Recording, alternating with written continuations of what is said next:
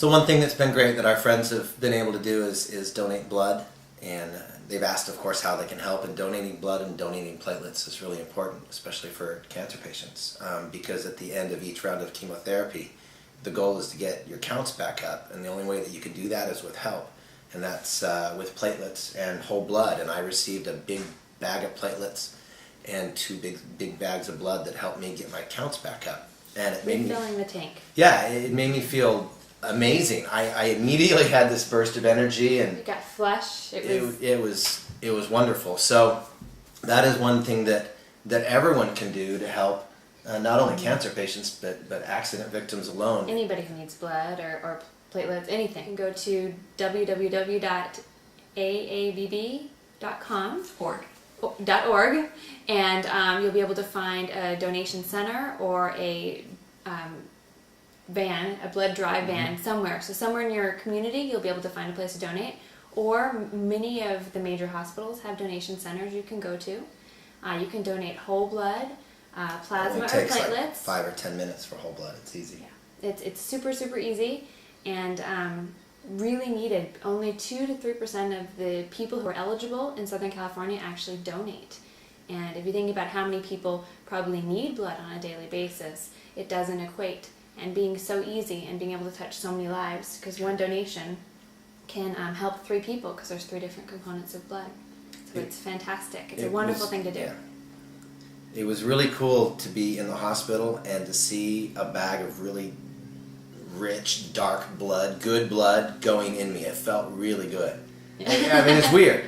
It's weird to talk about it that way, but it really did, because I knew that it was clean. I knew that it was going to make me better, and it was a great feeling to know that someone had stepped up and donated that blood so that I could have it that day. And done it with love. And we're so grateful for anybody who has donated, and we really want to get the word out that it's very easy and a wonderful thing to do, not only for our family, but for the thousands of families and communities who are supporting people who are sick or have been in traumatic accidents or whoever need it, that it is fundamental to them recovering and going back into society and giving back in their own way after they're healed. Another way that you can help is joining Be the Match Registry. And it only takes a little bit of paperwork and a cheek swab, and they just take your DNA and place it in the registry, and you can help somebody potentially win their life back. The registry, the match is ethnicity based, and right now the biggest pool is Caucasians, although it's very small compared to the people that need a bone marrow transplant or a match. But minorities, you're only a very small percentage of the big pool, and it's important that you go out and donate, because it's not a ethnically selective disease. It hits everybody. Everybody needs it. Children, adults, the elderly, people need these matches, and everybody in every race should go out and be a donor. You know, it's only a 1 in a million chance that you would be a match for me. But by doing this and by being here and by having this disease, hopefully our goal is to educate people so that they can be a match for someone. And so what it takes is for you to join the registry so that you can be a match for someone. Now, to have the testing done, it does cost money. So there are hundreds of fundraising projects that are going on throughout the country to help this program and these programs go on. But if you are able and if you are capable of donating to the cause, it costs about $100 to be placed on the registry. And that's pretty much just for the testing of your DNA to be placed there. So if you are able to contribute in that way, or to contribute for someone else to be on the registry, it would be wonderful. Getting tested is easy, and often doesn't cost anything because of the fundraising, but you're committing until you're 61 to say that if you get the call that you are a match to somebody, that you will step up and donate. People look for years to find a match, if they have that long, if they're fortunate to have that long. And if they find a match, they get hopeful and they get excited because it brings hope to their lives in a time when it seems like hope is limited. And if they call you and you decline, it's painful because you did at the time, for whatever reason, feel impassioned to become a donor. And it is not scary. It is a beautiful thing to give life to somebody. It could be, your child, your mother, your father, your brother. That person is somebody to someone, and it's important to do that. It's the greatest gift you can give somebody. So if you are going to do it, be committed to it, and be committed until you're 61. And that's what we need is those committed donors to just step up and do what we need to do. So for the National Registry, you can go to www.bethematch.org, or if you live in Southern California, it is Be a Hero, Be a Donor. Become a Donor. My cue cards. .org. Be a Hero, Become a Donor.org.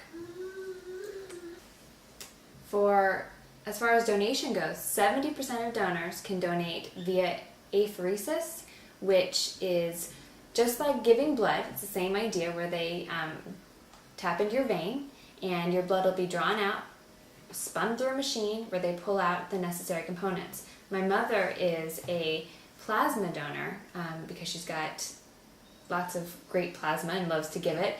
And it takes about an hour or two, and she sits there and it takes the blood out, spins out what it needs, and puts it right back in. It's a closed circuit. It is painless and a wonderful thing to do. So it's the same way they can do through the apheresis, pull out stem cells for donations. So a couple hours in and out, relatively painless, and you're done. So to actually donate, what's kind of neat is 5 days before the actual donation day is you're actually given kind of a helping tool in your system, and it helps pull all of those stem cells out of your marrow into your regular blood, and then all they have to do 5 days later is just draw your blood, and it's already in that blood ready to go. So thank goodness for modern technology that it's made it so easy now to be a transplant. So about 30% of bone marrow donors are able to do this in an outpatient situation and under sedation, which is really nice compared to a lot of the stories that you hear about bone marrow donation. Things have changed and things are better. And by doing this, you might feel a little discomfort for a couple days, but knowing that that discomfort has saved a life makes a big difference. They bring you in, they give you a little sedation, you're out, they take the bone marrow, very small little procedure, and then you wake up and it's tender, kind of like just tender, and then that's it. It's one day out of your life. We would like to thank our community of people who are supporting us through this, and we would like to ask all of you that see this or listen to this to please consider being a donor and do what you feel you need to do to help all those people that are waiting for that donation and for that life, that you can give somebody life. It doesn't take a lot of time and it doesn't take a lot of effort.